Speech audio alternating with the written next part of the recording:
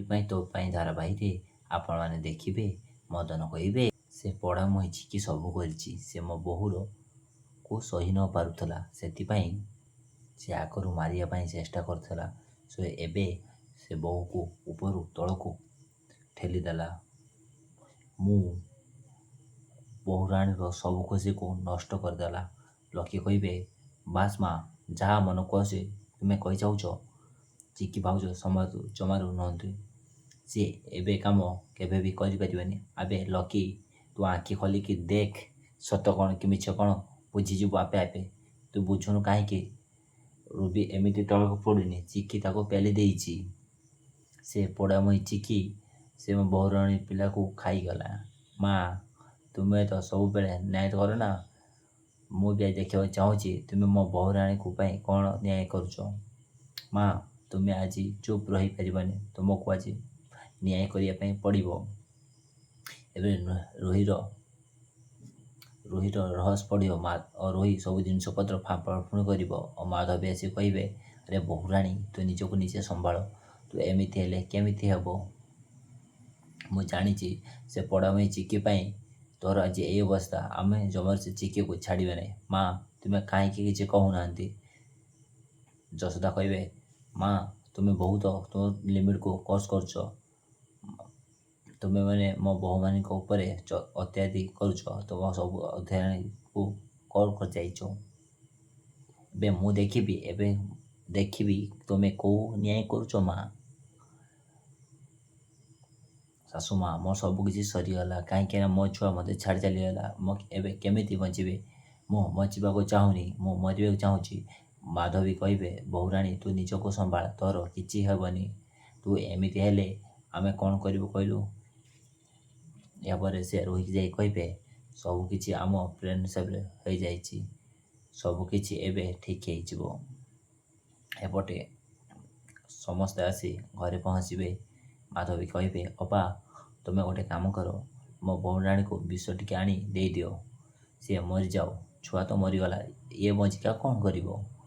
ସେ ପଡ଼ାମୁହିଁ ଚିକି ମୋ ବୋହୂରାଣୀ ଖୁସିକୁ ସେ କି କାରଣରେ ଆମ ଘରକୁ ଆସିଥିଲା କହିହେବନି।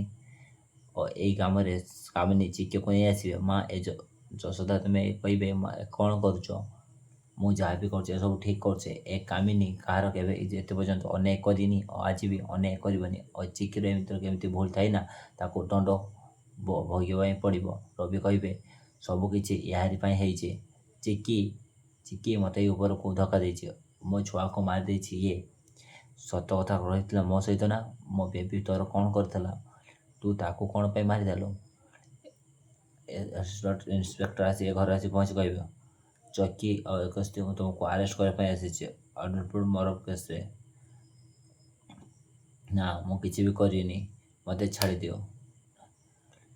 ତୁ ରୁବି କାହିଁ କହୁନୁ? ତୁ ପ୍ରେଗନେଣ୍ଟ ହେବାର ମିଛ କହୁଥିଲୁ। ତୋତେ ମୁଁ ଉପରୁ ଧକ୍କା ବି ମାରିନି। ତୁ କାହିଁକି ମୋ ସହ ଏମିତି କଲୁ? ତୁ କ'ଣ ପାଇଁ ମୋ ଛୁଆକୁ ମାରିଦେଲୁ? ଆମେ ତୋର କି କ୍ଷତି କରିଥିଲୁ? ତୋତେ କ'ଣ ଲାଗିଲା ଚିକି ସମସ୍ତଙ୍କ ଆଗରୁ ସତ ଏଣ୍ଡ କରିଦେବୁ? ମୁଁ କିଛି କରିପାରିବିନି। ମୁଁ ଏମିତି ଚୁପ୍ ରହିବିନି।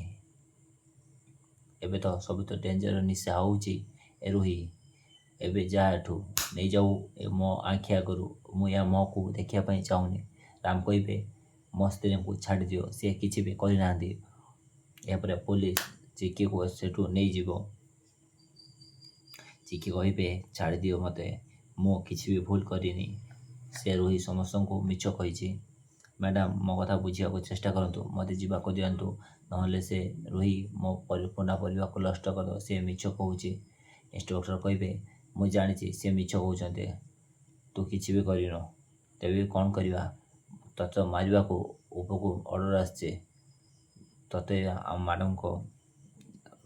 ମ୍ୟାଡ଼ାମଙ୍କ ସହ ଲାଗିବାର ନଥିଲା। ତାଙ୍କର ସତ ଜାଣିବାର ନଥିଲା ଓ ତାଙ୍କର ବିଷୟରେ ପ୍ରୁଫ୍ ରଖିବାର ନଥିଲା।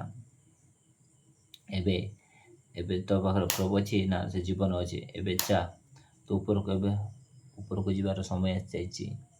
କିଏ ତୁମେମାନେ? ମ୍ୟାଡ଼ାମ୍ କହିଛନ୍ତି ତୋର କାମ ସାଇଜ୍ କରିବା ପାଇଁ।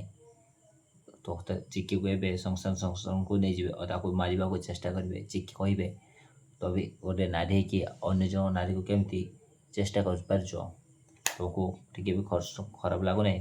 ଲୋକାଲ ପୋଲିସ କହିବେ ଖରାପ କ'ଣ ପାଇଁ ଲାଗିବ, ଆମେ ତ ଏଥିପାଇଁ ଟଙ୍କା ପାଇଛୁ। ତୋର ଏବେ ଡ୍ରାମା ଦେଖିବା ପାଇଁ ମୋ ପାଖରେ ସମୟ ନାହିଁ, ଶୀଘ୍ର ଏହାର କାମ ଶେଷ କର।